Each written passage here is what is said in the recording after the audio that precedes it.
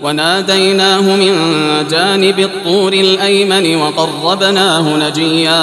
Aiman foundation, آئیے ہمارے ساتھ جڑیں اور السلام علیکم ورحمۃ اللہ وبرکاتہ۔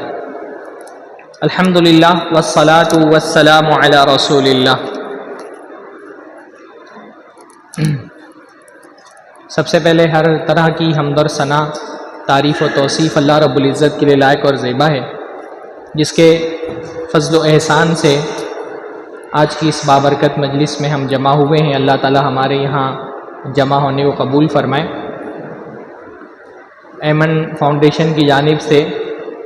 یہ اجلاس منعقد کیا گیا ہے، اور یہ بہت خوش آئند بات ہے کہ ہمارے ان علاقوں میں، ان دیہاتوں میں جہاں سے بڑے بڑے اہل علم الحمدللہ نکلے اور دعوت دین اور علم دین کے میدان میں بڑی خدمتیں انجام دی ہیں، جہاں سے علم کے چشمے پھوٹے تھے، آج دیکھنے میں یہ آ رہا ہے کہ یہی سوتے جہاں سے علم کے چشمے پھوٹے تھے آج سوکھ رہے ہیں۔ جن علاقوں سے بڑے بڑے علماء نے نکل کر کے دنیا بھر میں علم دین کا چراغ روشن کیا، آج چراغ تلے اندھیرے والی صورتحال ہے۔ دیکھنے میں آ رہا ہے کہ نسبت کے اعتبار سے تو بہت بڑے بڑے علماء ہمارے ان علاقوں سے تعلق رکھتے ہیں، لیکن عملی اعتبار سے یہ علاقے خود اس علم کے محتاج ہیں جو علم ہمارے علماء دنیا بھر میں بانٹ رہے ہیں۔ یہ جو ہمارا سدھارتھ نگر اور اس کے ارد گرد کے اضلاع ہیں، جن کو کبھی گونڈہ اور بستی ضلع سے جانا جاتا تھا، ان علاقوں میں رہنے والے افراد اور یہاں جو مختلف قسم کے دیہات اور گاؤں ہیں، یہاں اس قسم کی دعوتی سرگرمیوں کی بہت شدید ضرورت محسوس کی جا رہی تھی۔ مدارس تو ہیں ہی الحمدللہ، ان مدارس سے علماء نکل رہے ہیں، پر صورتحال اس طرح کی کہ علماء نکل کر کے اپنا فیض بیشتر دوسرے علاقوں میں بانٹ رہے ہیں، اور جن علاقوں سے وہ نسبت رکھتے ہیں ان علاقوں میں یہ فیض نہیں پہنچ پا رہا ہے۔ تو ایسی تنظیمیں قابل مبارکباد ہیں جو ماشاءاللہ، یعنی شہروں کا مسئلہ یہ ہوتا ہے کہ چیزیں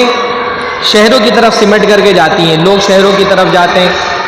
ترقی شہروں کی طرف جاتی ہے۔ تو ہمارے دور میں یہ صورتحال ہو گئی ہے کہ اس وقت صورتحال یہ بنی ہے کہ علماء، تدریس، دعوت یہ بھی سمٹ کر کے شہروں میں چلی گئی ہے، اور ہمارے جو دیہات کے علاقے ہیں وہ اس قسم کی دعوتی سرگرمیوں سے اور علمی سرگرمیوں سے محروم ہیں۔ تو ایسے جو کام ہو رہے ہیں دعوتی دیہات میں، اور جو افراد اس طرح کے دعوتی سینٹر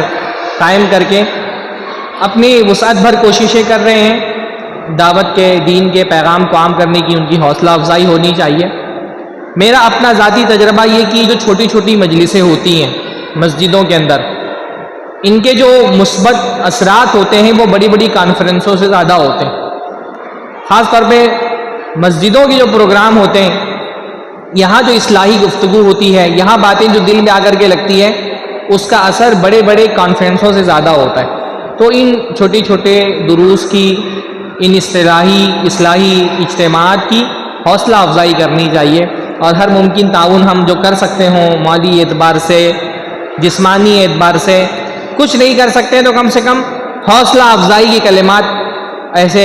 اداروں کے ذمہ داروں کو حوصلہ افزائی کے کلمات اس سے نواز کر کے ان کو موٹیویٹ کرنے کا کم سے کم کام ہم کو کرنا چاہیے۔ یا کوئی کچھ نہیں کر سکتا ہے تو کم سے کم کسی کو حوصلہ توڑنے والی بات نہیں کرنی چاہیے۔ اگر کوئی تعاون نہیں کر سکتا ہے تو مخالفت بھی اس کو نہیں کرنی چاہیے۔